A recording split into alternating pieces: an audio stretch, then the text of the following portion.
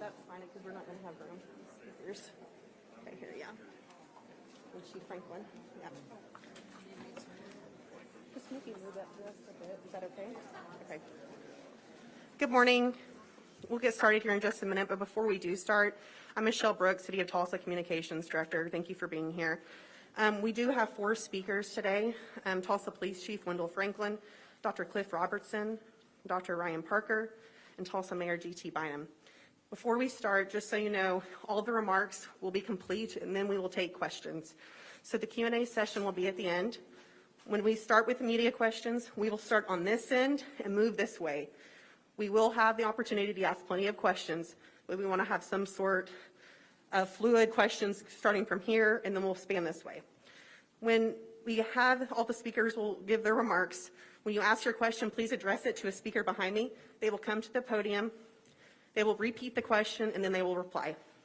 So with that, we'll get started, and Chief Franklin is here. Good morning. I'm Chief Wendell Franklin with the Tulsa Police Department.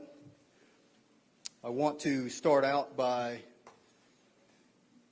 saying that, first off, the most accurate information, the most proper information is going to come from one source, and that's the Tulsa Police Department. We at the Tulsa Police Department, we grieve with the families after this senseless tragedy. We grieve with the co-workers. And we pray. We pray because we all need prayer.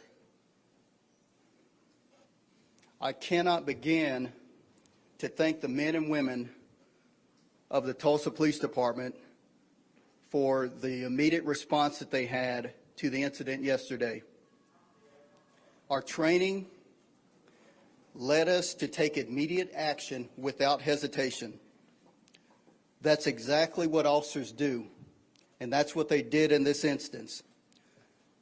They had the right mindset framed and went into action and did a tremendous job.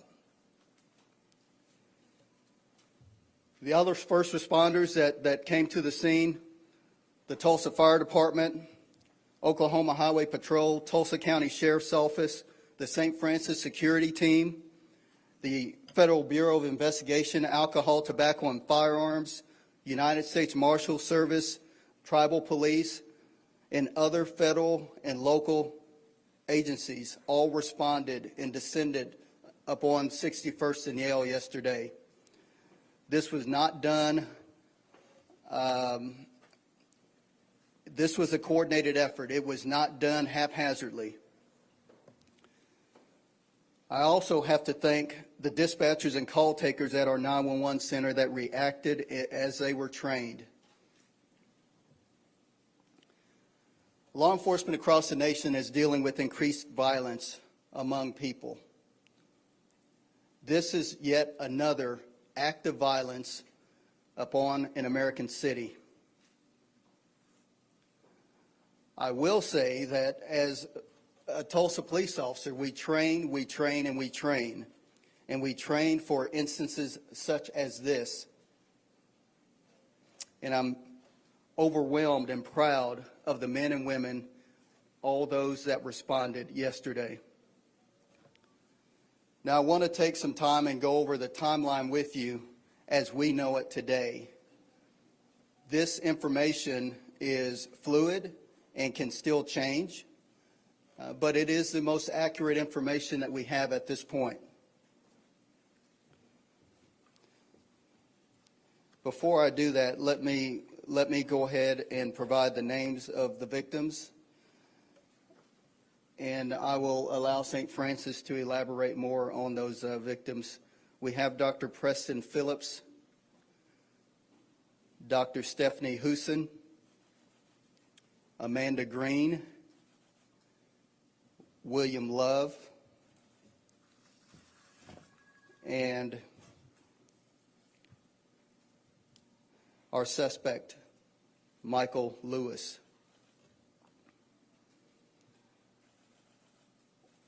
On May 19th, Michael Lewis went into the hospital for a back surgery. The performing physician was Dr. Preston Phillips. Mr. Lewis was released on 5/24, May the 24th. After release, Lewis called several times over several days, complaining of pain and wanted additional treatment. On May 31st, Dr. Phillips saw Mr. Lewis again for additional treatment.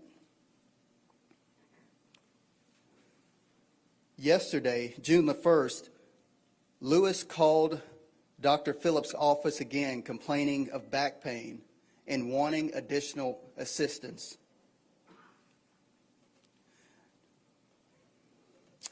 Now, we know through the help of our ATF and their gun tracing that at 2 p.m. on June the 1st, Mr. Lewis purchased a semi-automatic rifle from a local gun store. That semi-automatic rifle was an AR-15 style rifle. We know that Mr. Lewis purchased a semi-automatic handgun, a .40 caliber Smith & Wesson pistol, on May the 29th from a local pawn shop.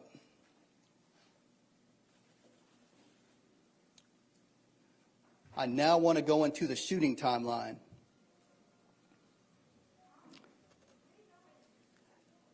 At 4:52 p.m.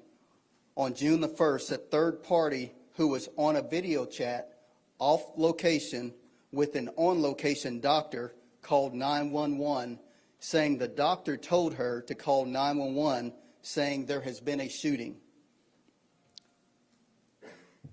At 4:53 p.m., we received a 911 call about a shooter in a building. We then continued to receive multiple calls that were more specific on a shooter being on the second floor of the Natalie building on the campus of St. Francis Hospital. At 4:55 p.m., a person called and clarified the Natalie building as the scene of the shooting. The first Tulsa police officers arrived 1 minute later at 4:56 p.m. I want to give some context on the Natalie building. The Natalie building is a 5-story medical office building with numerous offices, rooms, hallways, and so forth. It is an exceedingly complex environment. A tactical situation for an officer to deal with is pretty complex. Officers entered the building on the first floor and made their way to the second floor based on the information they received. While on the second floor of the vast building, officers began yelling, "Tulsa police." This is something that we train to do. As officers were calling out Tulsa police and advancing towards a suspect location, they heard a gunshot. We believe that was the final gunshot, with the suspect taking his own life.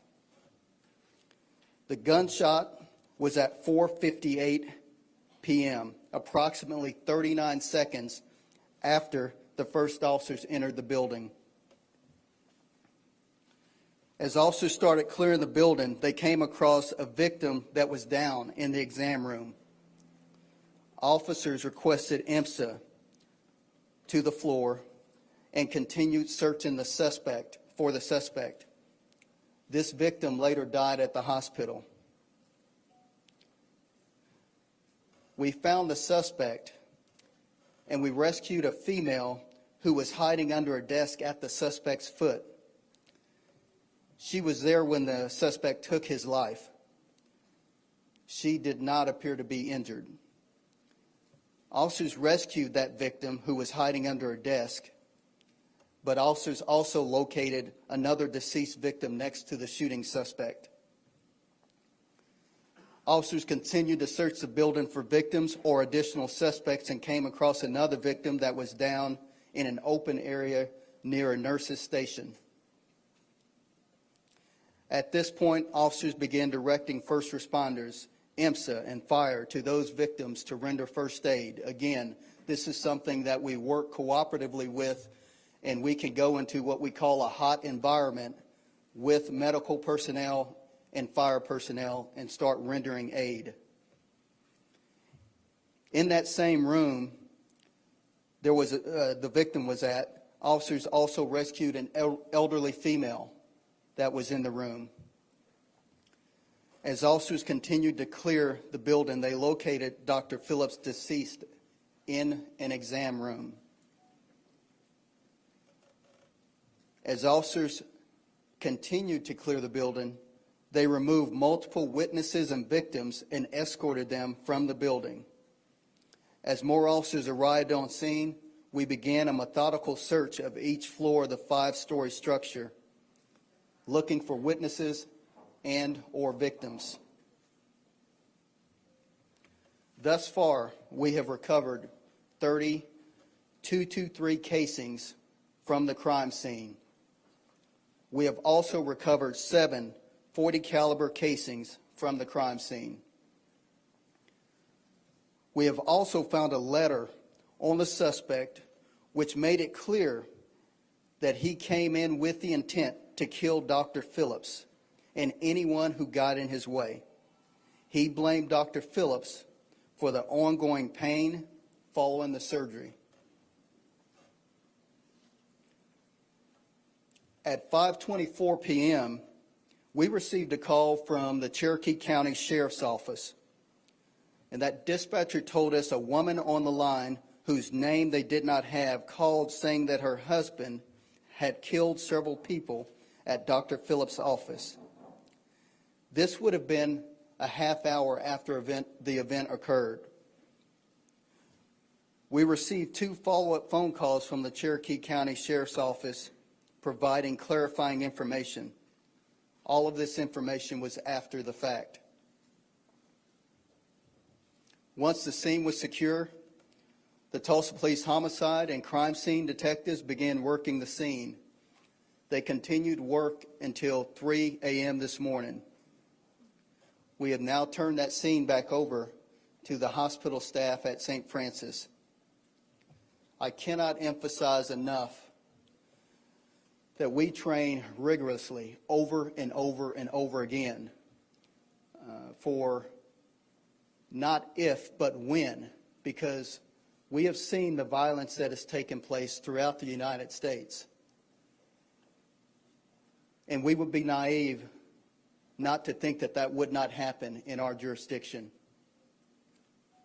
So again, to the men and women of the Tulsa Police Department, Oklahoma Highway Patrol, all of the surrounding jurisdictions that descended upon the scene yesterday, I offer a heartfelt thanks, and I hope that each and every citizen that sees an officer today thanks an officer today, because this job is hard. It is difficult.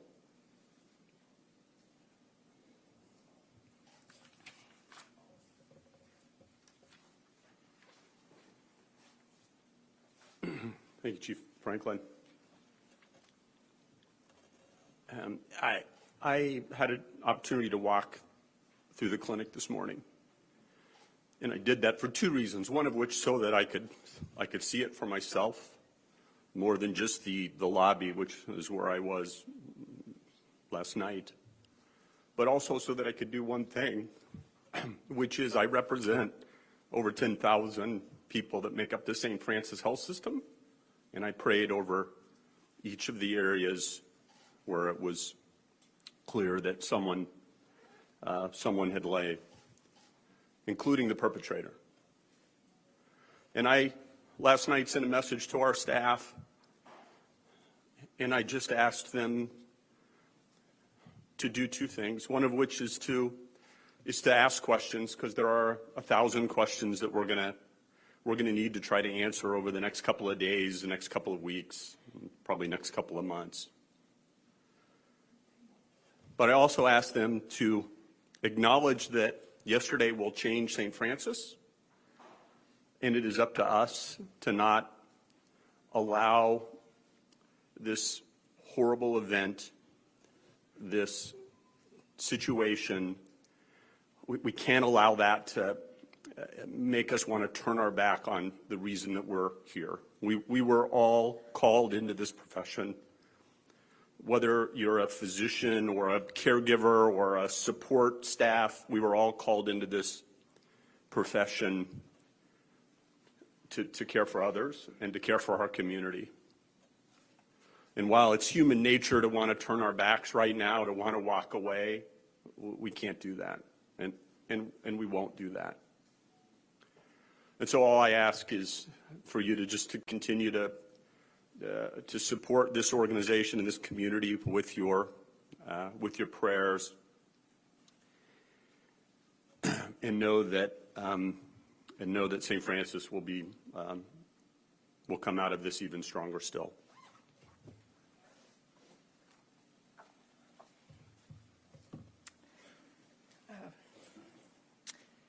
I'm struggling with the right things to say in this moment, and maybe that's because there's truly not any right thing to say. There's no words that can adequately describe the emotions that we have been feeling for the last 18 hours. I'm just going to speak from my heart this morning, so I hope you'll bear with me. First, to the families of our colleagues who were killed. Our hearts break for you. In addition to my administrative role as the Associate Chief Medical Officer, I'm a practicing emergency physician, and I had lunch with Dr. Phillips on Tuesday.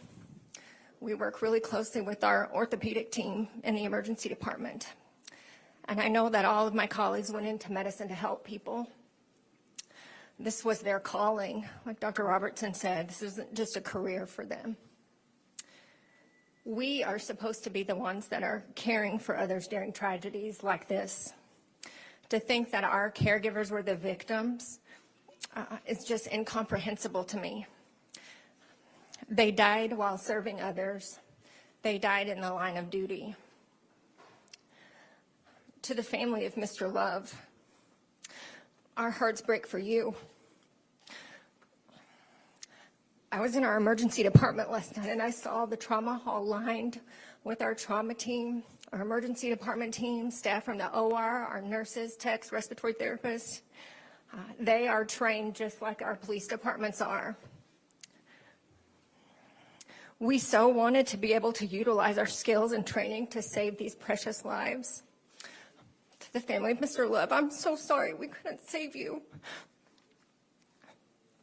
We are grieving with you.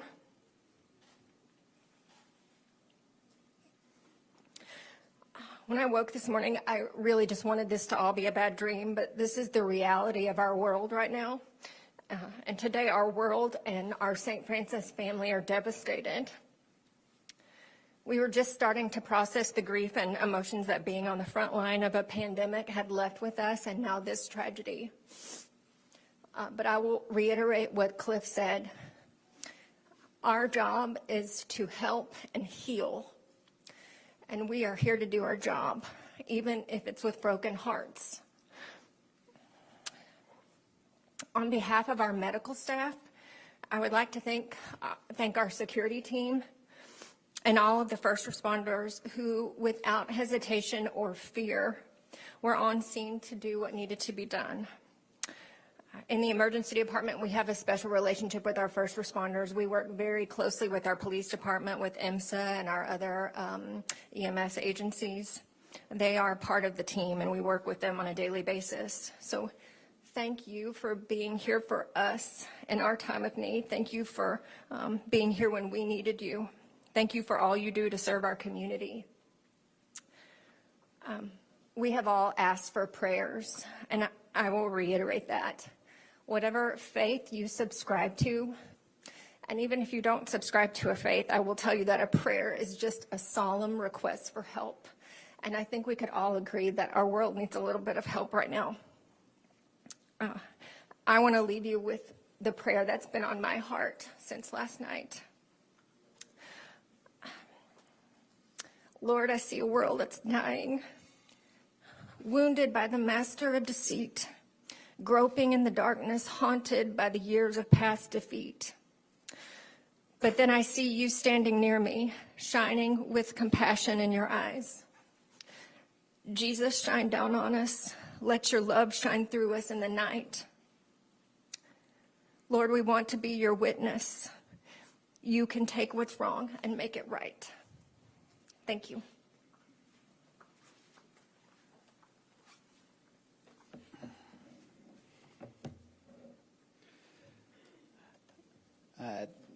I'm G.T. Bynum, the mayor of Tulsa. I want to start, I think one of the really important takeaways from the very detailed breakdown that Chief Franklin provided us today is just how many agencies and entities have lent their expertise to this response. And I want to thank a number of people who are here today to show their support for this team at St. Francis. Our Congressman Kevin Hearn, thank you. Our Sheriff Vic Regalado, my colleagues from the Tulsa City Council, Councilor Lake and Councilor Patrick, Dodson and Fowler, thank you. I've been contacted by the President's administration offering their support. Spoken with Governor Stitt.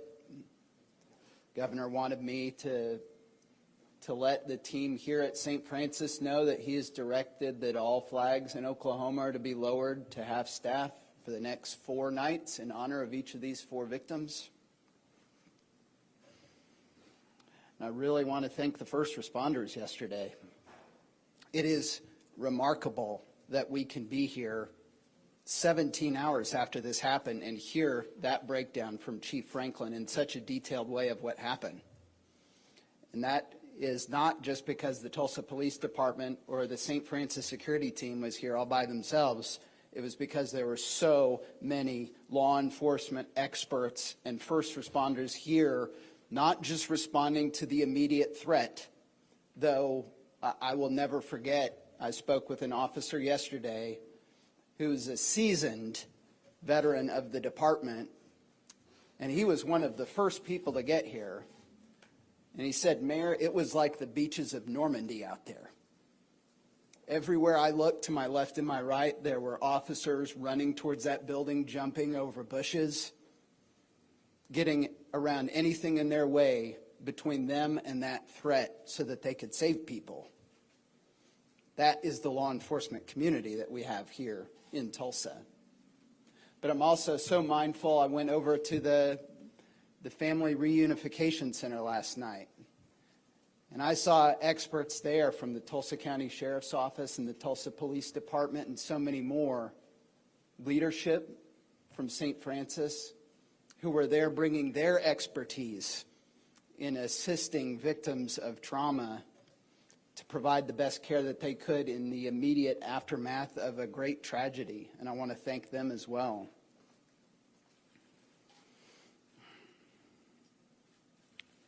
Our focus right now is on grieving. The shooter is dead. The threat that he brought to this campus, that has been ended yesterday. But the days ahead of us and the weeks ahead of us, it is so important for this community to show the team here at St. Francis how much we love you. And I want to thank all of you for coming to work today.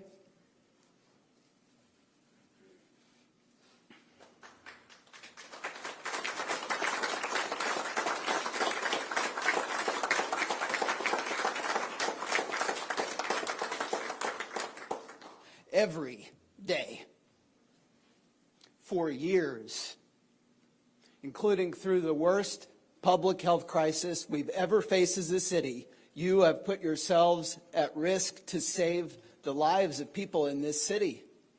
And I hope you know how much it is appreciated, how grateful this community is for you and your work and the risks that you take, and never even appreciating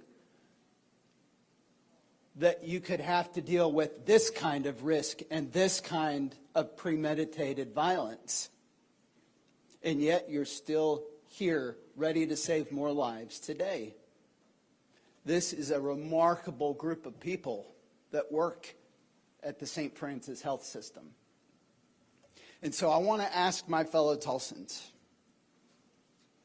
in the days and weeks ahead, and that's the two things I've been asked the most in the last 17 hours. One, people wanting to know the details of what happened and why it happened. Well, I think thanks to the law enforcement collaborative effort, we have a very clear understanding of that at this point. But even more than that, people want to know what they can do to help. We now know who the victims are. There will be a time to memorialize them and to show our support for their families individually. But we also know that our community needs to rally around the heroes who work at the St. Francis Health System. I speak on this as the CEO of another large organization that went through great tragedy in the last few years. I can tell you that individually, on an individual basis, when you say we would really like people to donate to a fund, or we want everybody in town on Friday to wear pink,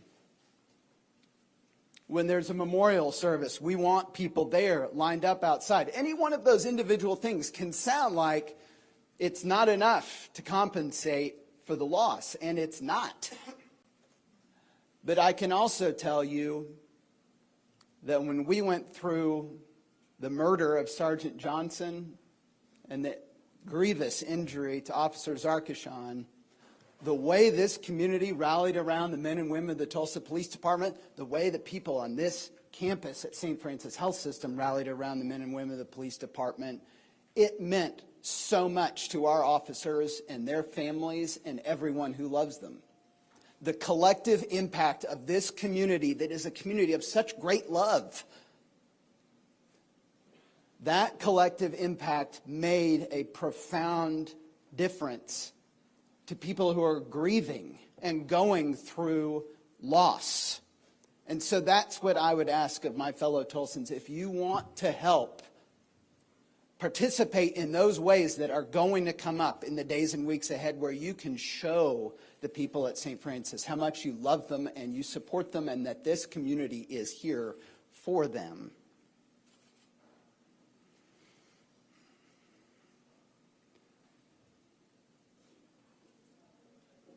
I just want to say, lastly, on behalf of everyone in this community, it isn't enough to tell the team at St. Francis how much we love you and how grateful we are for you. There is nothing that we can say that will make this pain go away. But we will be here with you to walk with you through that process every step of the way. Have no doubt about that. Thank you.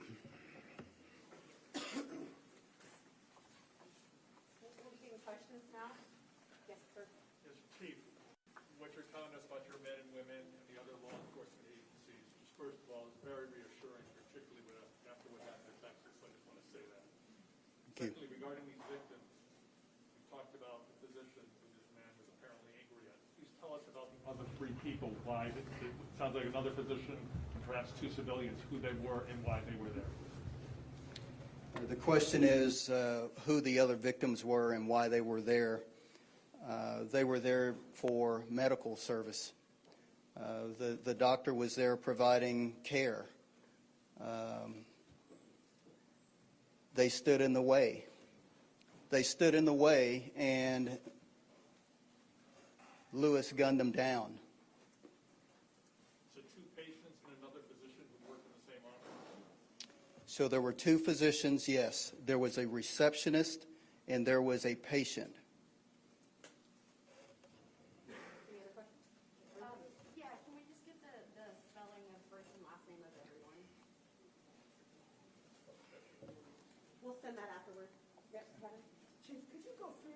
police department's policy for dealing with an active shooter like this? You instruct your officers to go in no matter what. How do you handle something like this? What do they instruct you to do? When that call goes out, the first officers that arrive confirm that there is an active shooter in progress. We then have an activation that occurs through our 911 system that alerts every Tulsa police officer on duty and off duty. It alerts our special response team. It alerts our special operations team. It alerts all of our surrounding areas. Everyone responds en masse. We have all trained together. We've all worked together. We know each other's tendencies through that work. So when we get that call, we are going to disregard any safety measures that we might have for ourselves, and we are going to go in the building to deal with the threat. Our philosophy is we will stop the threat, and we will do that by any means necessary. That's exactly what the mindset of these officers were that responded on the scene yesterday, and they performed heroically, in my opinion, and I cannot thank enough the response not only from our locals, but also from the FBI, the United States Marshals Service, the ATF. All of them responded en masse. And if you were out at the scene, you saw every shoulder patch, every patch on the back of the vest from every different jurisdiction surrounding Tulsa. That's how we train. We train together. We respond together. We work with St. Francis Security, and have the director of security for St. Francis is a retired Tulsa police major. So we are always in constant contact and in sync with one another. This was a massive building, which is, again, what we train on. Large buildings, large structures create obstacles for our officers between reinforced doors, between cavernous hallways. The shots echoed in the building. So we train to enter the building. If shots are being fired, we are to move rapidly towards those shots. If shots are not being fired, we are going to be more methodical in our approach as we look for signs. And that's what these officers did when they first entered the building. They saw broken glass. They saw shell casings. They were following those shell casings around and began yelling, "Tulsa police, Tulsa police." And it was then that they heard that final gunshot. They rapidly moved to the area where they heard the final gunshot. But again, it's a cavernous building. And so those shots echoed. And they eventually found the shooter. Question? No, right here. Chief, thank you. Blaine Alexander with NBC News. Can you tell us a little bit more what you're hearing from the witnesses that you pulled from the building? We're hearing reports that the gunman passed by some people and said, "I'm not targeting you, I'm looking for a specific person." Is that the case? And then secondly, you mentioned the other three that were in the way. Is there any evidence to indicate that they were standing intentionally trying to block or shield the doctor, or were they just in the gunman's way? I don't have any information on what the witnesses are reporting as of right now. I cannot speak to that. But I do know that the suspect, when he came into the building, into that office complex, he began firing. He began firing at anyone that was in his way. There are reports that one of the victims held the door for someone to allow them to escape out of the back door and was shot and killed. Next question. Sarah. The victims, I was going to ask just to clarify, Amanda was the receptionist, I believe, and William was the patient. Yes, that is correct. William was the one who was taken to the hospital in critical condition originally.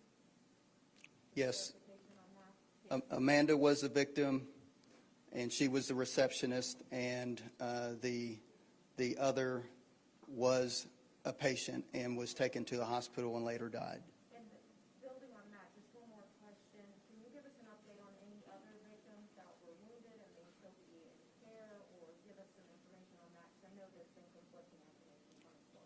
Okay, the question is if there are any additional victims that are wounded or in care at this moment, and I don't believe that there is at this moment, so that should quash that rumor. Okay, next, yes. Can you talk about how the shooter actually got in the building and how he got to the second floor? Did he take an elevator? Did he take stairs? The question is, how did the shooter get to the second floor? The Natalie building has a parking garage attached to it with a second floor entrance. The suspect parked on the second floor of the building and entered through that second floor entryway and worked his way into the building. Any questions? Yep, yes.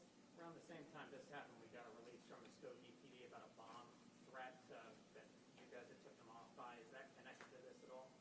The question is about a bomb threat that came in through Muskogee Police Department. That did come in. We are still working to determine exactly how that came in. We do know that there was a response in Muskogee towards a bomb call. I believe it was at the suspect's residence, but we are still working through that portion to determine exactly what transpired there. Any questions here? Yes, in there. When we talked before, you said that the gun control measure you support is locking up guns. Yet here we are, it's been a terrible season of gun violence in Tulsa. Do you support even a basic red flag law, any background check, anything like that? The question is on gun legislation and what I support. I will tell you this. I go out and I execute the law. There are legislators that legislate the law, that create the law. And I am more than happy to work with legislators if they want to bend my ear from a law enforcement perspective and ask what we need. I am more than willing to sit down and provide that information to legislators. Thank you, Chief. Next question. Yes, in the back.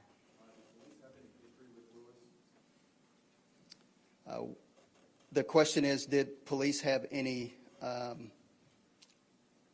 history with the gunman, Lewis? We are still working through that as well. He is from Muskogee, and so we are still working through that to determine exactly what his contact with law enforcement may have been. Any questions in here? Yes. Do you know which one of the victims held the door open to that? The question is, which one of the victims held the door open to allow people to escape? I don't know that I have that information. I do know that the patient victim held a door closed, I believe, is the information that I have, to allow someone to escape out of another door. Next question. Yes, Russell. You said that the shooter wanted additional help from this surgeon. Are we talking about, did he want drugs? Was he trying to get more medication? Was this an opioid situation, or do you know at this point? The question is whether or not the victim wanted additional help in the form of drugs from the medical doctor, and that is information that what we currently know is that Lewis was in pain. Lewis expressed that he was in pain and was not getting relief, and that was the circumstance surrounding this entire incident. So we will continue to develop this investigation and release information regarding more intricate details such as that. Quick follow-up. Last night, the officers on the scene told us there were additional gunshot injuries. And you're pretty specific that nobody's being treated right now, but were other people injured by gunfire during the incident? The question is, were other people injured by gunshots regarding this incident? All of the additional victims were treated and released. So there were additional victims, just to be clear. There were additional wounds. I'm so sorry. Yes, There were some additional wounded patients, but that is private information, obviously, and they were treated and released from the emergency department. Can you say how many? I don't have that number right now. From gunshots or from the chaos? I don't have that information right now. Questions. Okay, Naomi?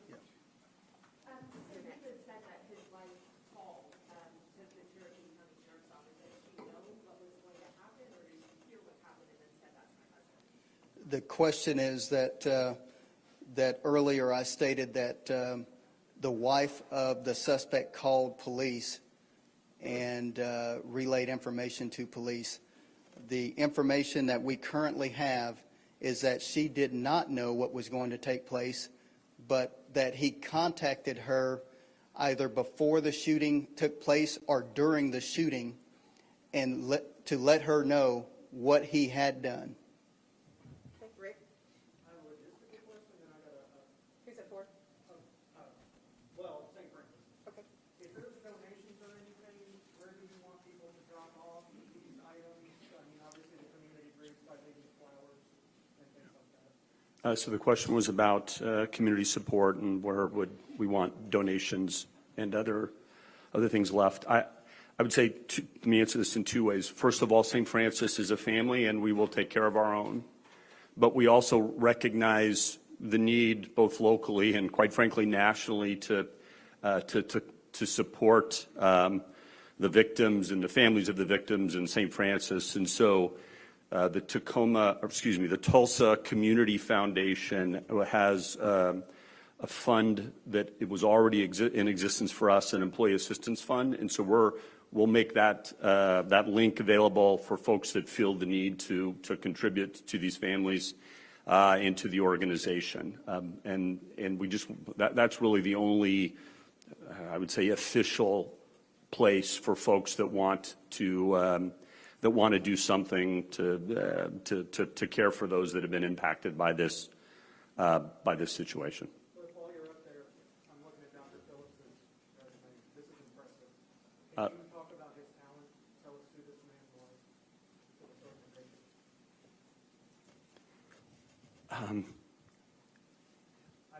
No, that's fine. Preston, Dr. Phillips was the consummate gentleman. He is a man that we should all strive to emulate. And of everybody, you know, the fact that some individual would go after Dr. Phillips is mind-blowing. He's one of those folks that, you know, tends to, his clinic can not always be on time because he will spend every minute with patients that they need. He is one of those doctors that was cut from the cloth of 4 decades ago in terms of how he felt about people and how he felt about his calling. And so not only is it a shock, it is the ultimate loss for St. Francis and for Tulsa. Are there any questions for Dr. Robertson while he's here? Yes. Had Dr. Phillips raised any concern that the suspect was people in this? Did you alert anybody that this might be a possibility that he was concerned about his safety? So the question was had Dr. Phillips alerted anyone about his concerns, or did he have concerns about his safety of this patient? And not that we're aware of as of today. Yes, right here. Is there a policy in place if there is a patient that is harassing a doctor? Is there a policy in place for St. Francis? So the question was, is there a policy in place around patients or to react or respond to patients harassing physicians? And I would answer that. The short way to answer that is we have multiple policies and practices in place that are designed to deal with difficult situations, difficult patients, unhappy patients, and but nothing that we have in place. I don't know that any health system in the country has in place can stop somebody with 2 weapons that are hell bent on causing harm. Okay, right here. Has St. Francis had any mass shooting drills or training before here on campus? So the question was, have we had mass shooting drills or training? We actually have training and we have educational modules. I couldn't speak to actual drills, but as I said earlier, there's there's going to be 1,000 questions that we as an organization are going to need to answer, and that's going to be one of them about our path going forward. We can follow up on that. And wait, right here.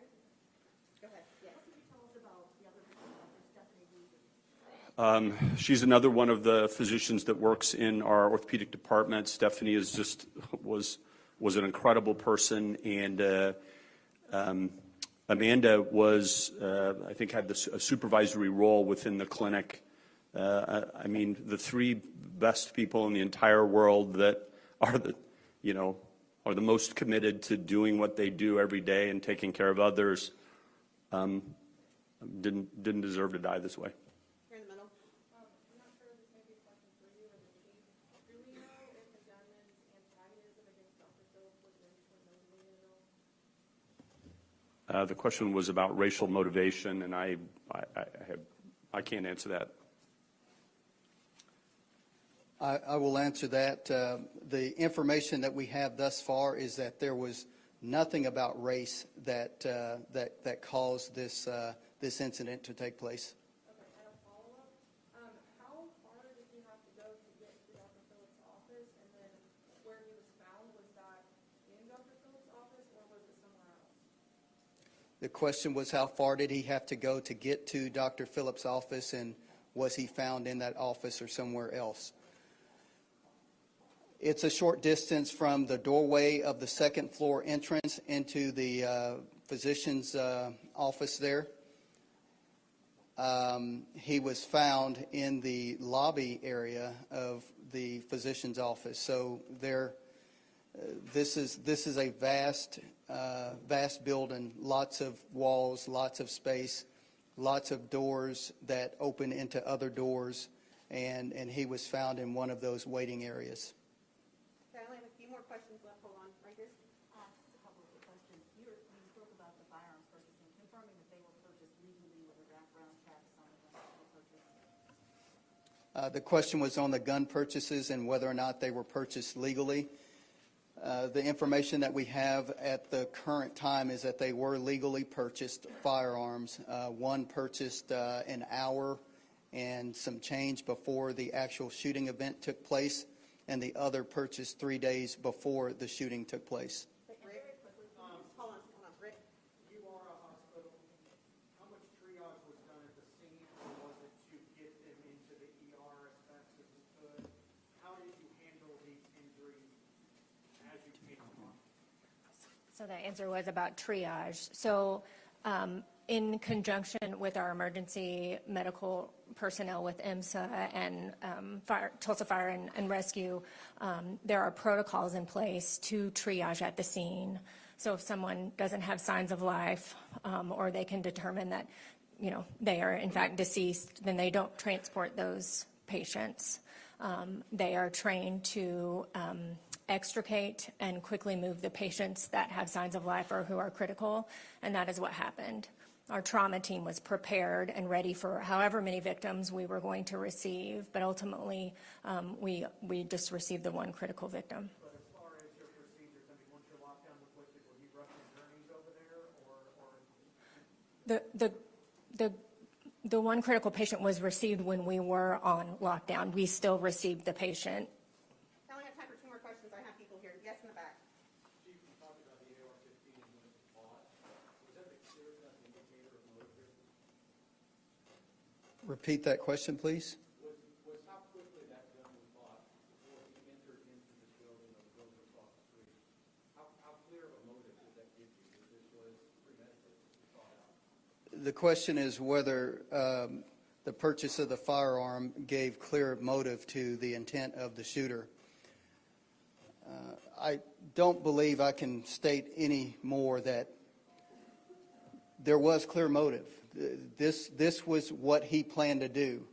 I mentioned that he had a letter that he had authored left on his person after the shooting. That letter led us and told us the story. So this was something that was planned. Thanks, Sarah. Okay, one, right here in the back, blue shirt, yes. We'll get that afterward. Yes, real quick. Very quickly, can you speak at all to the interaction between Dr. Phillips and this patient? Was he responsive to these he and his office responsive to him and his concerns?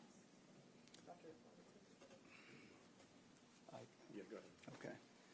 The question is whether or not Dr. Phillips was responsive to the care and the concerns of the patient. And from the investigation that we have thus far is, yes, that office was responsive. That office made a follow-up appointment for the suspect, and that suspect did go to that appointment the day before the shooting took place yesterday. So the doctor's office was receptive, responsive, and attempting to administer care to the patient. We're only doing two more questions. Counsel, really quick. I'm just looking for clarification. So I know you said he went into the parking garage on the second floor. How was he able to enter with such a large firearm? Is there security on that floor as well? Or is it kind of open access for patients? And was it hidden or was he just walking in? The question is whether or not when the gunman entered the building, how open is that building to entry? And it is an entry that is open to the public, just as any other building, just as you walked in here today. There is no one to greet you at that door, so he was able to walk in without any type of challenge. This is the last question. I'm sorry, guys. We're here.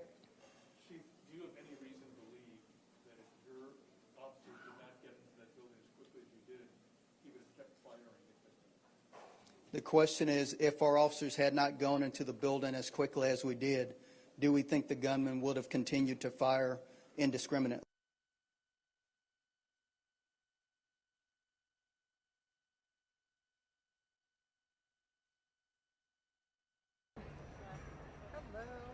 Happy Jubilee. Happy Jubilee. Good.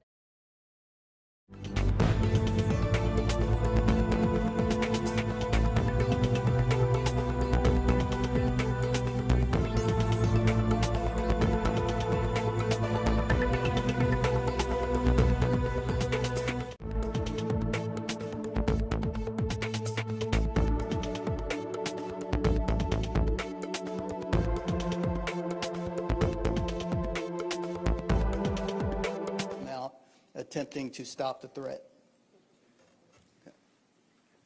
That concludes our news conference. If you are going to do any one-on-one interviews or anything like that, live setups, it needs to be outside, and we need to clear this area. Thanks, everyone. Thank you, everybody.